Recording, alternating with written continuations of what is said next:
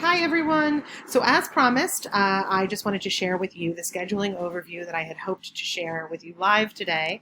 I know it's difficult that we're not together, so you can't ask the questions that you have, but please know that you can email me any questions or concerns and I will absolutely answer them to the best of my ability.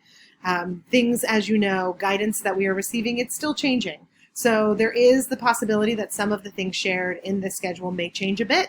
But as of now, this is the plan for the fall. And I'm going to go over with you the different pieces, the different changes that we made, why we made them, and the preparation that we did to get there. So first, the preparation that we did. As you know, Michelle, Sherry, and I participated in a 3-week One Schoolhouse workshop at the very beginning of the summer.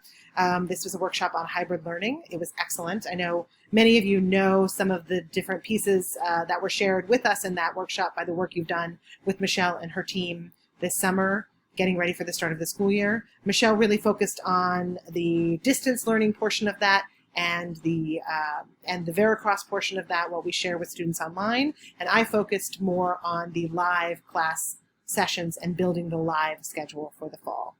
In addition to the One Schoolhouse workshop, I also, along with Luisa Polos, Lauren, and Christine Budil, attended an ISM multi-day workshop. It was incredibly helpful that ISM had just come to visit us, made jumping into that work much easier, I think. And this schedule definitely reflects some of what we learned in that workshop and what they shared with us in terms of best practice. And then I also participated in single or multi-day sessions through Veracross and NAIS. All of these sessions were very, very good, and most of the information reflected in these schedules are the areas where all of these organizations sort of come together and share a similar viewpoint on how we should approach it, what they feel to be best practice. There is, of course, differences based on where your school is or the size of your school, but what's reflected in this schedule is really the areas where all organizations felt we should look to make changes to ensure the safety and well-being of our community in the fall. Okay. So the first step to take for any of this work is to look at the spaces that you have and the capacity of those spaces. So I did that along with Darren and a team of us. We looked at all the different spaces in the building.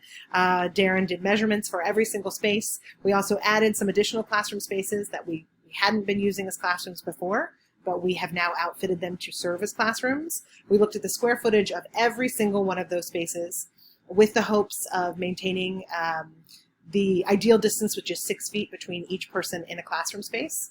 After doing all of that, once you have all of those numbers and you look at the size of your school and community, all of these organizations felt that if you could maintain, if you could have in the building 80% of your community or higher, that you should try to move ahead with some sort of in-person schooling in the fall, with as regular a schedule as you can, with making the modifications that need to be made.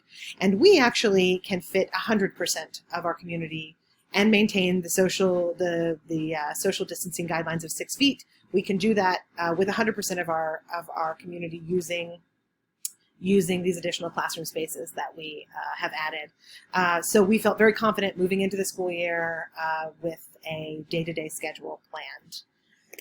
So I'm going to begin with the common spaces.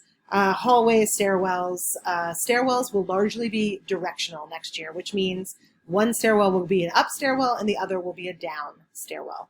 The same is true for hallways. We're hoping that they will be able to move in largely the same direction throughout the day in order to keep kids moving and also to maintain that distance that is needed between people. The dining hall cannot be used for lunch, unfortunately. We will still have Flick Catering will still be working with us. Chef Karen and her team will still be working with us, but the girls cannot eat together in the dining hall. So instead, there will be a number of options available to students. Students will select the option that they like best, and those meals will be delivered to homeroom spaces, and students will eat in their homeroom spaces during a designated block, which I'll show you a little bit later in our sample schedule. Lockers. So right now, it seems that we will not be able to use lockers in the fall. We are not certain about that in the upper school. In the middle school, we definitely cannot use the lockers because the spaces are too small and too cramped. In the upper school, it looks like we probably won't be able to use lockers there either. It just crowds the hallway and stops the flow of traffic, which is really not what we want. So we will talk about this a bit more once we have made a firm decision there, but The hope is, with only 2 class periods a week, that heavy textbooks and other things can be left at home and used for homework, and that whatever students need throughout the day can be provided to them digitally, or small handouts, things that don't require them to walk around with incredibly heavy backpacks, especially if they don't have locker spaces. Outdoor spaces. We are certainly utilizing outdoor spaces for some classes, PE, dance. Some teachers have also reached out to ask if they can take their students outside, and yes, we encourage that. The outdoors are really the safest place for them to be. We will also be encouraging students to dine outside whenever possible. The library will also have to be used on a scheduled basis. So Kat and I spoke about this briefly. I think we're going to put together some sort of a pass system when a student knows they have a free period that they can go to the library, and there will be a certain number of those passes available. And once we get to past that level, students will need to go into the dining hall, which will be another space that we will set up to maintain social distancing and students can use during free periods. And then after school supervision, we will continue to offer limited after school supervision. Many of our middle school students take advantage of that, but we will only be offering it until 4 p.m. And more information will be shared about where those students will be until 4 p.m. in the afternoon. So the shifts in scheduling, the shifts in teacher sections to maintain social distancing that happened. I know some of you are already very aware of this. We've talked about it. What we did was we split the sections where needed based on class size. So not every section had to be split. Some sections were already small. And if a section was really 10 people or fewer, it didn't need to be split. Larger sections, though, were likely split in 2. So if a full-time teacher, the full-time teaching load would be 5 sections, meeting 4 times, so roughly 20 periods per week. This might be split into smaller microsections, and those microsections would meet twice per week. A maximum of 10 of those could fit into a teacher schedule to, again, reach that 20 periods per week. I don't think anyone has 10 sections, though. I think maybe the most is 7, maybe 8 of those microsections, but classes were split in half, so every class meets 2 periods a week instead of 4.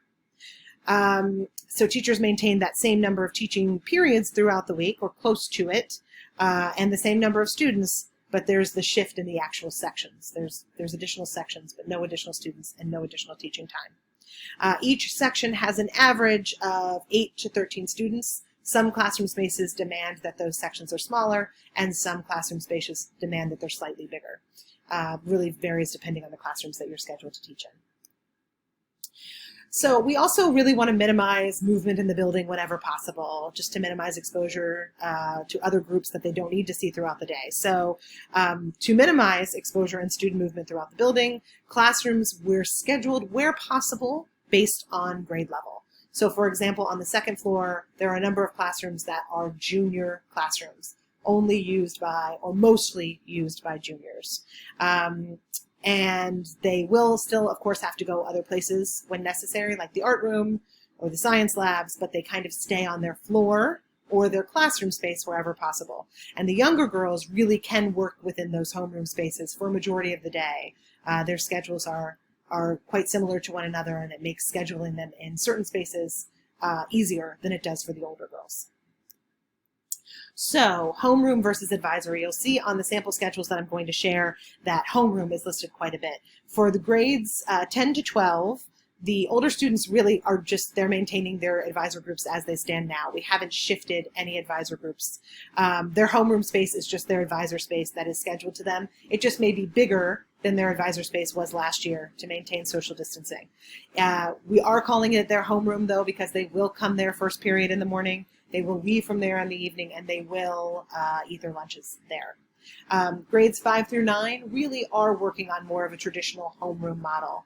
Those groups are slightly bigger than our usual advisor sections. They have anywhere from maybe 10 to 15 students in them, depending on the classrooms they're scheduled to be in.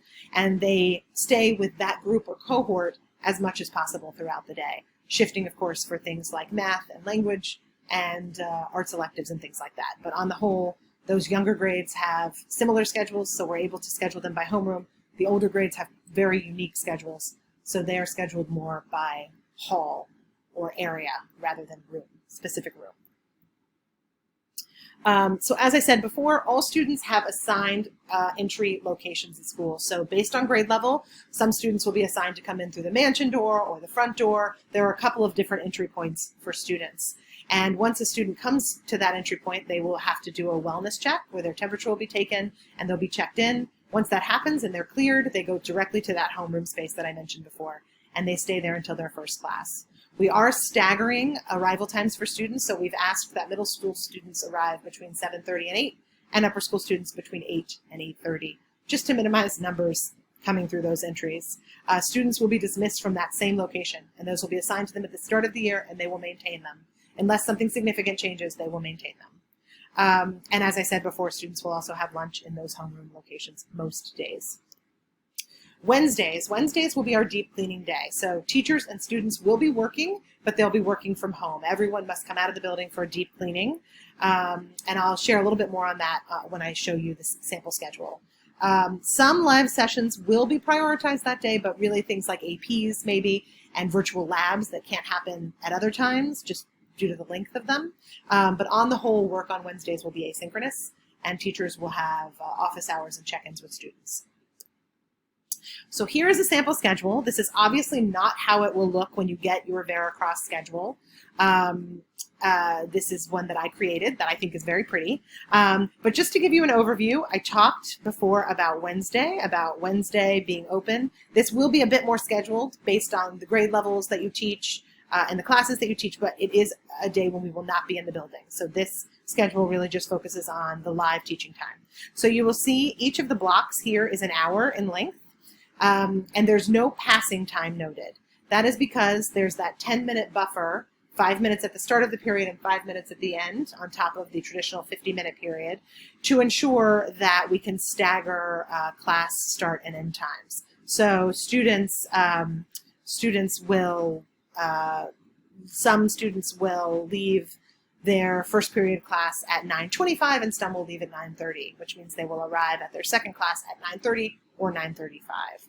And then you will see here that the blocks that meet, they meet twice per week. Most of them meet Monday and Thursday or Tuesday and Friday, and they meet at the same time both days. We do not rotate this year as we traditionally would. So block 1 meets first period Monday. It also meets first period Thursday. The same is true for all the blocks, as you will see here. As you see up here, every student goes to the homeroom, like I mentioned. They do their temperature checks and then go into the homeroom, and they return to the homeroom at the end of the day for the dismissal procedure. There is a set lunch block. So based on your division, based on the division the students are in, they have a set lunch block of either 10:30 to 11:30 or 11:30 to 12:30. They're an hour long because it's coupled with something else. So this lunch block, let's say, from 11:30 to 12, you might have an advisor meeting and then lunch, or college guidance and then lunch. Those will just be coupled with certain periods based on the needs of that grade level or student. And then this schedule just shows you a bit more what an actual student schedule might look like. So you see religious studies here, math. This is a sample 10th grade schedule, and you get a sense of where the classes might fall. And then there are some singular classes too. PE will likely only meet once per week, and so you have health here on the other side. Free periods still exist for students. You see those here. Students can, during a free, go to one of the spaces I mentioned earlier. If they have an assigned time in the library, they can go there, or they can go to the dining hall, which will be set up and monitored for students to come during free periods. However, in the upper school, we will also be going to an open campus model, which means that students in the upper school, if they are done, if they have a last period class at the end of the day, they have no more scheduled classes, they may leave early. And there's a special permission slip that their parents have to sign to make that happen. But we feel it's best just to minimize numbers in the building whenever possible. So that's kind of an overview of what we're planning for the year. As I said, there will be changes. There will likely be changes, and I will share these slides with you so you have them and you don't have to hear me talking over them. I hope you're all well and that the storm didn't cause too much damage, and I'm here if you have questions. All right, take care, everybody.